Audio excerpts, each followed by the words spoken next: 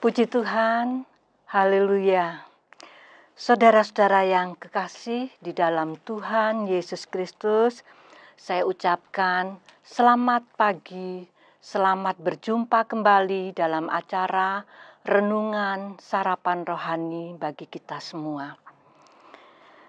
Tidak lupa saya mengucapkan selamat tahun baru Imlek bagi saudara-saudara yang merayakannya. Renungan kita kali ini saya beri tema, Dialah Saudaraku. Kita akan belajar bersama.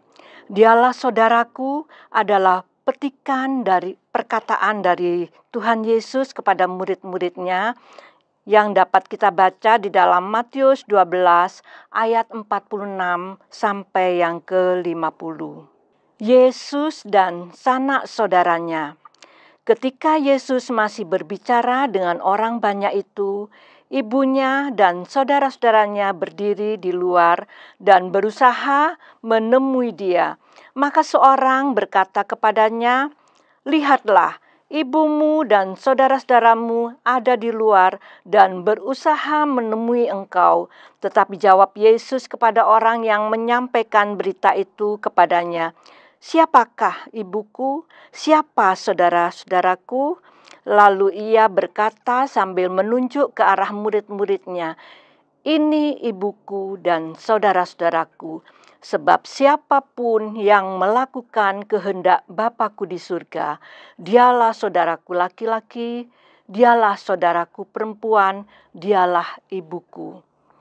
Di dalam ayat yang ke-50, Tuhan Yesus mengatakan bahwa yang melakukan kehendak Bapa-Ku di surga, ialah saudaraku laki-laki, ialah saudaraku perempuan, dan ialah ibuku. Bagaimana kita dapat melakukan kehendak Bapa di surga? Salah satunya adalah menurut hukum, melakukan apa yang diperintahkan Tuhan kepada kita. Mari kita baca di dalam Matius 22 ayat yang ke-37 sampai ayat yang ke-39. Jawab Yesus kepadanya, "Kasihilah Tuhan Allahmu dengan segenap hatimu dan dengan segenap jiwamu dan dengan segenap akal budimu. Inilah hukum yang pertama dan yang terutama. Dan hukum yang kedua dan yang sama dengan itu, kasihilah sesamamu manusia seperti dirimu sendiri." Pada kedua hukum itu terletak 10 perintah Allah. Perintah yang pertama sampai yang keempat adalah penghormatan kepada Allah. Perintah yang kelima sampai yang ke-10 mengasihi sesama manusia, mulai dari ayah, ibu, saudara, dan sesama kita manusia. Saudara, amat sulit untuk melaksanakan kedua hukum tersebut. Segala apapun yang ada pada kita, semuanya bagi Tuhan. Dapatkah kita melakukannya? Mari kita melihat kehidupan seorang anak muda yang kaya raya. Dia bertanya kepada Tuhan Yesus bagaimana caranya untuk memperoleh hidup yang kekal. Maka jawab Tuhan Yesus kepadanya, agar menurut segala perintah Allah, jangan membunuh, jangan mengucapkan saksi dusta, jangan berzina, hormati ayah dan ibumu, kasihanilah sesamamu manusia seperti dirimu sendiri. Maka jawab anak muda itu, "Semuanya telah aku turuti, apalagi yang masih kurang?" Jawab Yesus kepadanya, "Jikalau engkau hendak sempurna, pergilah, jualah semua hartamu, berikanlah kepada orang-orang miskin, maka engkau akan beroleh harta di surga, dan ikutlah aku." Ketika ia mendengar perkataan dari Tuhan Yesus, hatinya sedih dan ia pergi. Tuhan Yesus mengetahui isi hati pemuda ini, dan karena dia lebih mencintai hartanya daripada menuruti perintah dari Tuhan Yesus. Saudara, memang sulit untuk melakukan kedua hukum yang utama tersebut.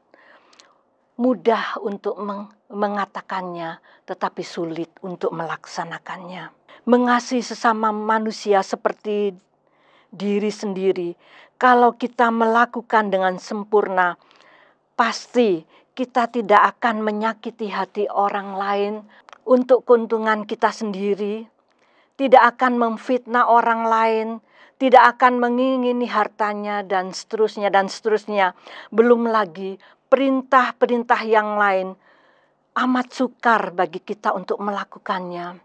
Tapi kita dapat melakukan kehendak Tuhan apabila kita dekat dengan Tuhan, mempunyai hubungan yang erat dengan Tuhan.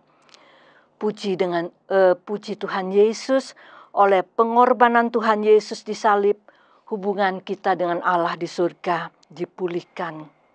Tetapi saudara, kita masih hidup dalam darah dan daging. Kadangkala kita melakukan kehendak daging yang amat sangat bertentangan dengan kehendak Tuhan. Kita perlu terus-menerus membaca Alkitab untuk mengingatkan kita.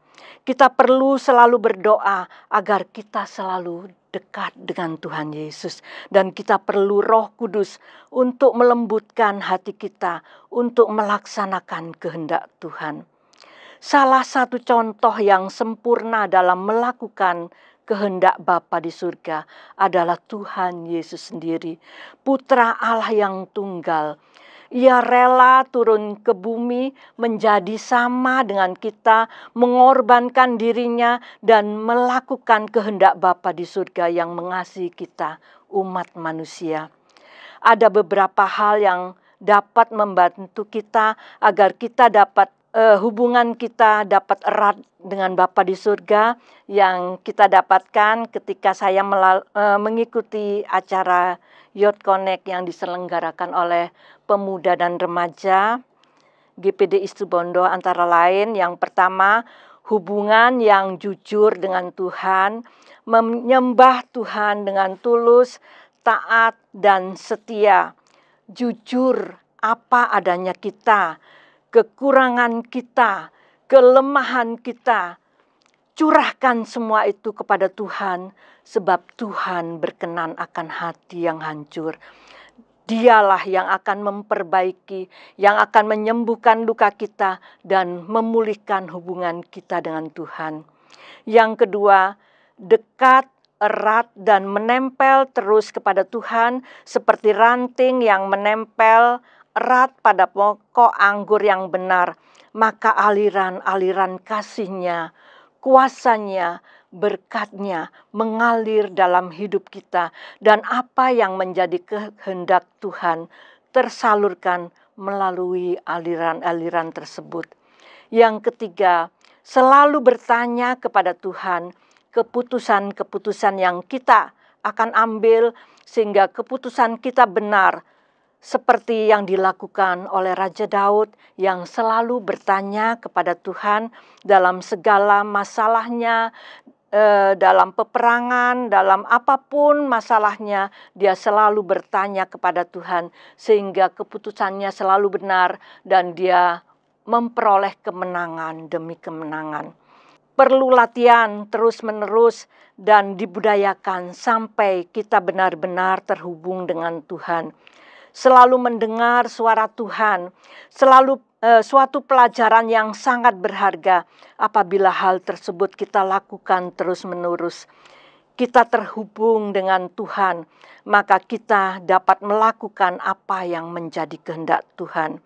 Dikatakan bukan hanya hal-hal yang besar yang bersifat gerejawi saja yang perlu kita tanyakan kepada Tuhan, tetapi juga hal-hal yang kecil tentang hidup kita sehari-hari dapat kita tanyakan kepada Tuhan dan kita nantikan jawaban dari Tuhan.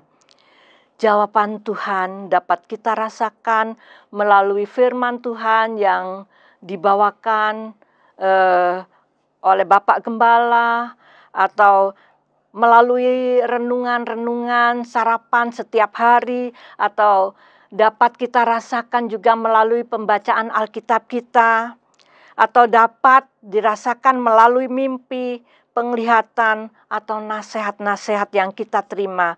Banyak cara Tuhan untuk memberi jawaban pertanyaan kita. Terkadang kita dapat merasakan Tuhan berbisik dengan lembut ke telinga kita sendiri. Kita belajar peka akan suara Tuhan.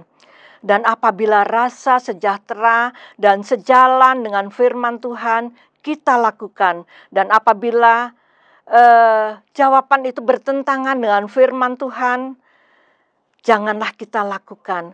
Kita akan terus belajar sampai benar-benar kita terhubung dengan Tuhan, sehingga kita dapat melakukan apa yang menjadi kehendak Tuhan, dan kita benar-benar layak dipanggil oleh Tuhan. Engkau saudaraku laki-laki, engkau saudaraku perempuan, engkau ibuku, bahkan sebagai kekasih dari Tuhan Yesus, mempelai dari Tuhan Yesus yang senantiasa diperbaharui dari hari ke hari sampai kita serupa dengan Tuhan Yesus. Saudara, demikian renungan sarapan yang dapat saya berikan. Tuhan Yesus memberkati kita semua. Amin.